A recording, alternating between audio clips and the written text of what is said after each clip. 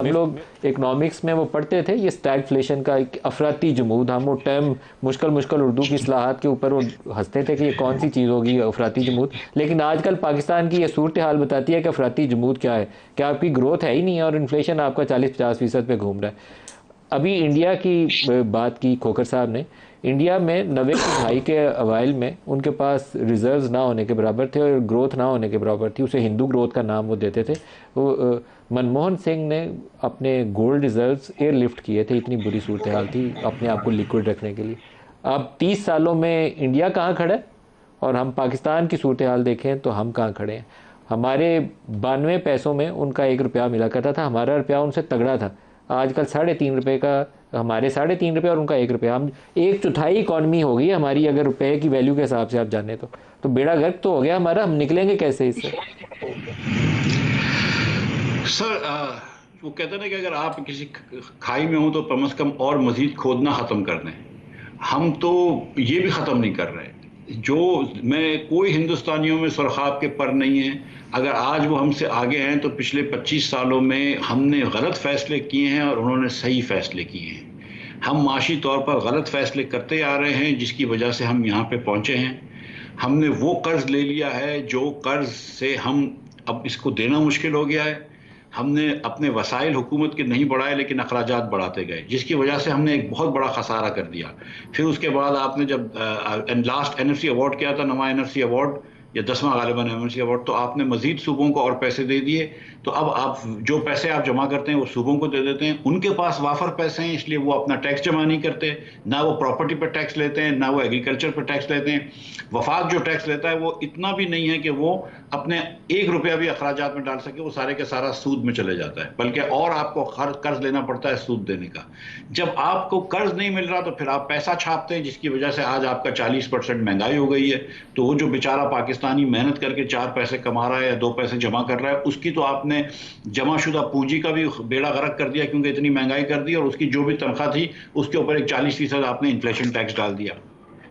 तो अगर आपको बुनियादी सही करनी है सबसे पहले तो आपको अपने अखराजात कम करने होंगे और फेडरल गवर्नमेंट को आपको समेटना होगा और फेडरल गवर्नमेंट को आपको उसके फाइनेंसेस ठीक करने होंगे। इससे पहले, इसके अलावा बुनियाद ठीक नहीं होगी। और हम खुदा न खास्ता ये क्लेम नहीं कर रहे हैं कि हम ये 90 दिन में कर देंगे। और ये जो शाहिद भाई बात कर रहे हैं कि सिमत हमको इसकी दुरुस्त करनी पड़ेगी कि हम कहाँ लेकर जा रहे हैं। एक एग्जाम्पल मैं आपको दे देता हूँ कि पहले 10 सालों में पाकिस्तान ने 7 वज़राए आज़म बदले थे, हिंदुस्तान ने 5 इंडियन इंस्टीट्यूट्स ऑफ टेक्नोलॉजी बनाए थे।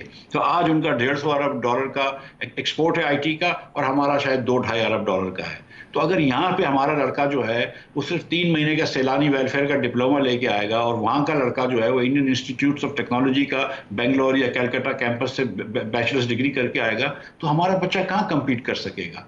हमको सिर्फ अपने मिस्टर साहब, ये वज़राए आज़म की तब्दीली एक हिस्सा है जो हमारी इस्टेब्लिशमेंट के साथ उनकी प्यार मोहब्बत चलती है, वो एक हिस्सा है जो पाकिस्तान को मनफी तौर पर मुतासर कर रहा है, उससे हमें निकलना पड़ेगा। लेकिन उससे बड़ी जो हम प्रॉब्लम है ना, वो सियासतदानों में भी और इस्टेब्लिशमेंट दोनों के अंदर बदरजा उतम मौजूद है। इंडिया जब इंस्टीट्यूट ऑफ टेक्नोलॉजी बना रहा था तो हम खाली वज़ीर आज़म नहीं थे बदल रहे, हमारे यहाँ सिर्फ मदरसों का रवाज था, मदरसों के अलावा हम कुछ नहीं थे कर रहे। हमारे यहाँ जैश थी, लश्कर थी, सिपाह थी। हम बच्चों को अगर पढ़ाते तो वो .com का फिनोमेना जिससे इंडिया ने बेंगलोर से अरबों डॉलर का फॉरेन एक्सचेंज कमाया था, हम तो वो सारा मिस करके उसके बाद आजकल हमें याद आ रहा है कि आईटी से हमने $2-2.5 अरब कमा लिया।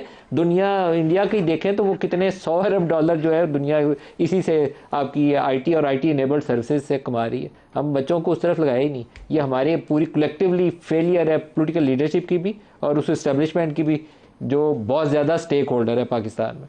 मिफ्ता साहब, ये मुश्किल टास्क है।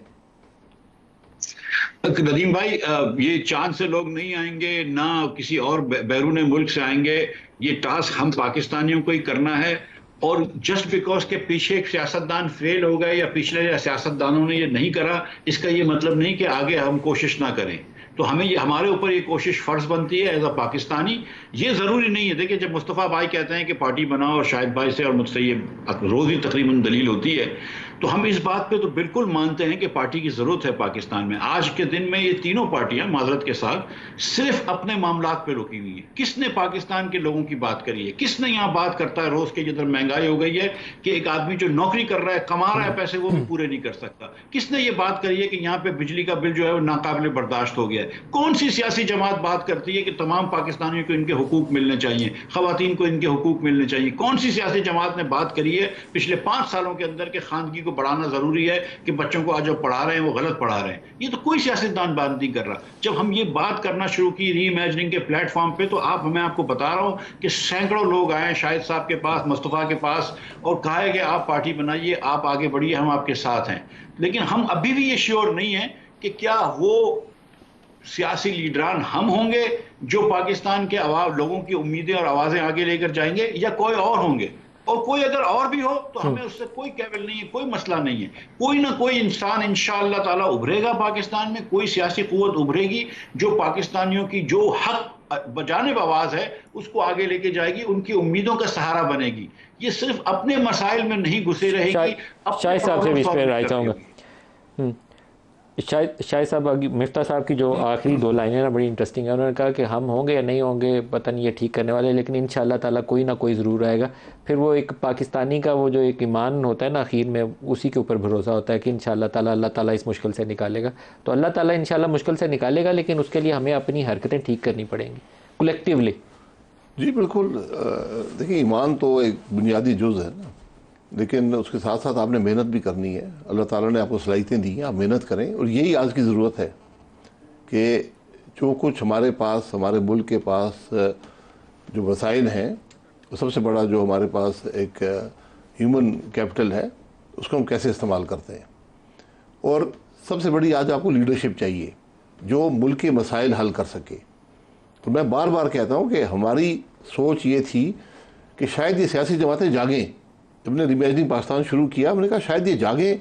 और मैं बार बार कहता हूँ आज ज़रूरत इस बात की है कि सब एक टेबल पर बैठें, आगे के रास्ते का तयन करें।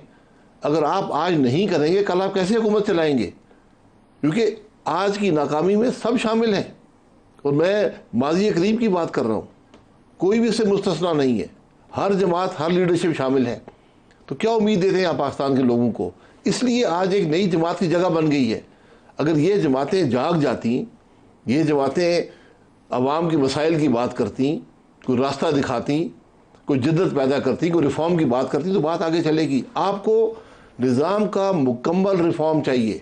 ये छोटे मोटे आगे पीछे करने से बात अब नहीं बनेगी। शायद फरकान साहब, पहले तो आपको क्लियरली एक लाइन ड्रॉ करनी पड़ेगी। आप बताइए कि मैं PMLN का हिस्सा था, PMLN ये काम नहीं कर सकी, अब मेरा PMLN से कोई ताल्लुक नहीं। पहले तो आपको ये बात कहने की ऑन एयर हिम्मत पैदा करनी पड़ेगी। देखिए, मैंने ये बात की है, सिर्फ PMLN नहीं है। नहीं, आपको यहाँ पे पहले कहना पड़ेगा कि PMLN ये करने में नाकाम रही, आज से मेरा नून लीग से कोई ताल्लुक नहीं है। बोले मैं तो इसके, इसीलिए मैं कहा, फिर तो आपकी कमिटमेंट का पता चलेगा। मैं PMLN में हूँ, लेकिन ये साथ आपने अपनी इंश्योरेंस पॉलिसी अभी भी रखी हुई है कि मैं PMLN में हूँ, ये आपकी इंश्योरेंस पॉलिसी होते हुए भी ये कह रहा हूँ कि आज एक जमात की ज़रूरत है। उसमें मैं हूँ या ना हूँ, ये फैसला मैंने करना है। सर, अगर वो नाकाम है तो आपको उसको छोड़ने के लिए पहला स्टेप दुरुस्त वाला खुद लेना चाहिए। अगर छोड़ना हो तो उसका तरीका होता है ना। मैं 35 साल से जमात के साथ हूँ। मैं जो नई जमात की बात कर रहा हूँ, मैं कह रहा हूँ कि उसमें अगर मैंने शामिल होना है, मेरे भाई हैं, ये बात हम करते हैं और भी लोग बात करते हैं, ये फैसला मैंने करना है। जिस काम के लिए आप 25 करोड़ लोगों या 24 करोड़ लोगों को कायल करने की कोशिश कर रहे हैं, उस काम के लिए पहला स्टेप आप खुद लेने पे तैयार नहीं है कि आप कहें कि मेरी आज से नून लीग से कोई ताल्लुक नहीं। आप कायल जिस पर कर रहे हैं, हम तो एक सोच की बात कर रहे हैं ना।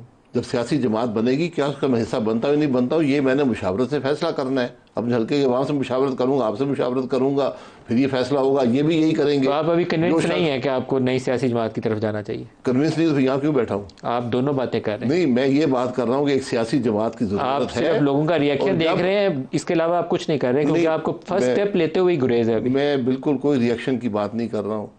मैं, आपने सवाल पूछा, मैंने हकायक आपके सामने रख दिए कि ज़रूरत क्यों है जमात की, और मैं इस बात का कायल हूँ कि जमात की ज़रूरत है। उसका हिस्सा बनना मेरा सियासी फ़ैसला है। वो फैसला मैं मुशावरत के बगैर नहीं कर सकता, मुशावरत से करूँगा।